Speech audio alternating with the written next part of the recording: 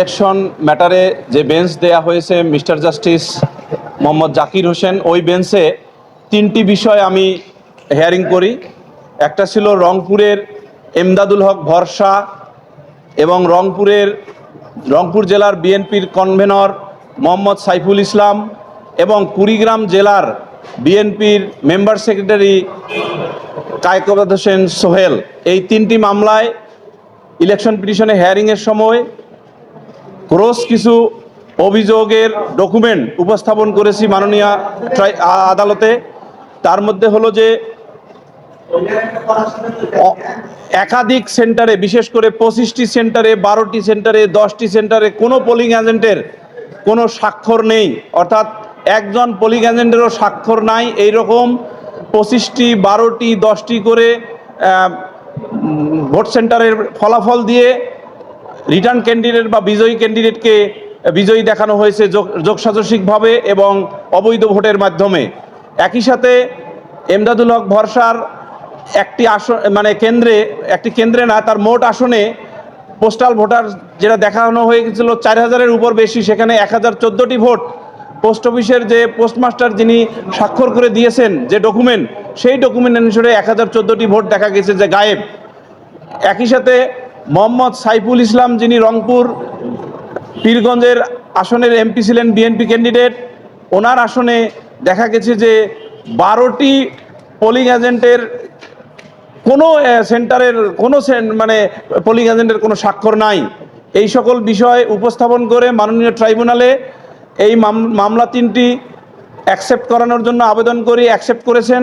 একই সাথে মাননীয় ট্রাইব্যুনালকে আরপিও 1972-এর 42 আর্টিকেল অনুসারে যে সকল ভোটের ব্যালট পেপার এবং অন্যান্য বিষয়গুলো রিটেইন করতে হয় রিটার্নিং অফিসারকে, সেই সকল বিষয় ইলেকশন কমিশনকে নির্দেশ দিয়েছেন মাননীয় আদালত যে এগুলো আইন অনুসারে যথাযথ প্রক্রিয়ায় এগুলো হেফাজতে রাখতে হবে এবং যখন মাননীয় হাইকোর্ট ডিভিশন শুনানির যে কোনো পর্যায়ে যখন তলব দিবেন, এগুলো যেন ইনট্যাক্ট অবস্থায় থাকে এবং ইনট্যাক্ট অবস্থায় যেন উপস্থাপন করা হয়।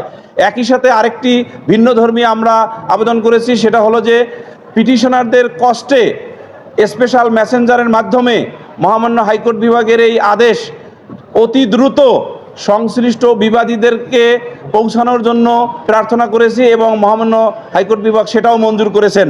অর্থাৎ পিটিশনারদের কষ্টে আমরা আমাদের এই হাইকোর্ট বিভাগের আদেশ নর্মাল প্রসেস নয়, একজন বিশেষ দূতের মাধ্যমে সংশ্লিষ্ট বিবাদীদেরকে পৌঁছে দিব।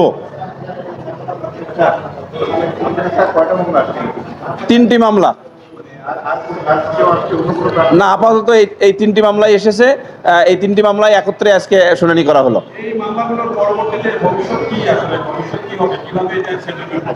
আইন অনুসারে এই মামলায় যেহেতু অবৈধ ভোটিং এবং কাউন্টিং দেখিয়েছি ডকুমেন্টারিলি, তাহলে আইনের বিধান অনুসারে এই ভোটগুলো কি হবে, সমস্ত ওই 42 অনুচ্ছেদে উল্লেখিত যে ডকুমেন্টসগুলো আছে এগুলোর ভেরিফিকেশন সাপেক্ষে ভোটার যারা যে ভোট দিয়েছেন সেই ভোটের ব্যালট পেপারগুলো পরীক্ষা অন্তে রিকাউন্টিং করা হবে এবং রিকাউন্টিং করলে আমাদের যে পিটিশনারগণ বিজয়ী হবে বলে আমরা বিশ্বাস করি। ইনশাল্লাহ আমরা বিজয়ী হব। পুরো ভোটটি রিকাউন্টিং হবে এবং আইন অনুসারে পুরো ভোটটিকেই অবৈধ ঘোষণার জন্য মামলা করেছি।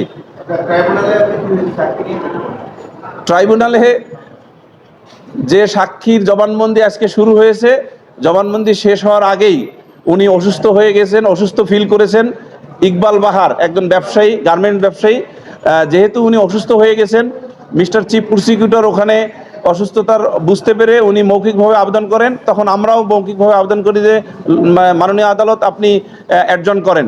এটা 5 তারিখ পর্যন্ত অ্যাডজন করা হয়েছে এই মামলায়, অর্থাৎ ডিজিএফআই এর কেসে।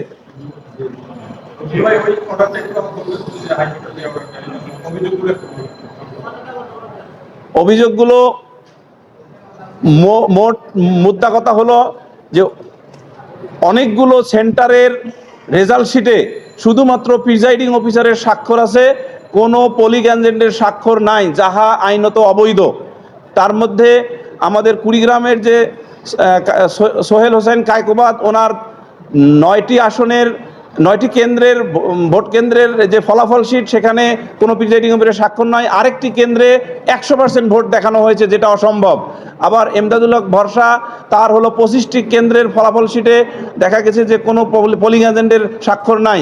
আর সবচেয়ে ভয়াবহ যে জিনিসটি সেটা হলো যে মোহাম্মদ সাইফুল ইসলাম, যিনি রংপুর জেলার বিএনপির যে কনভেনর, ওনার 12টি সেন্টারের একই অবস্থা, অর্থাৎ পোলিং এজেন্টের কোনো স্বাক্ষর নাই।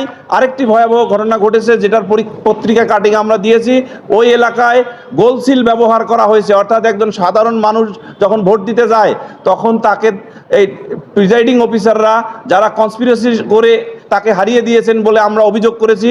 সেই প্রিজাইডিং অফিসার, সহকারী প্রিজাইডিং অফিসার সেই সহজ সরল ভোটারদের কি করেছে, একটা গোলসিল দিয়েছে, যে গোলসিলটা সাধারণত ব্যালট পেপারের নিচে পিছনে থাকে, যেটা সাধারণত প্রিজাইডিং অফিসার এবং সহকারী প্রিজাইডিং অফিসার স্বাক্ষর করে ব্যালট পেপারটা ভোটারকে দেন। ওনারা দিয়েছেন এই সহজ সরল ভোটারদেরকে গোলসিলটা। তা গোলসিল যখন মেরে এনে দিয়েছে, কাউন্টিংয়ের সময় এই গোলসিল মারা ধানের শীষ ভোটগুলোকে বাতিল করেছেন।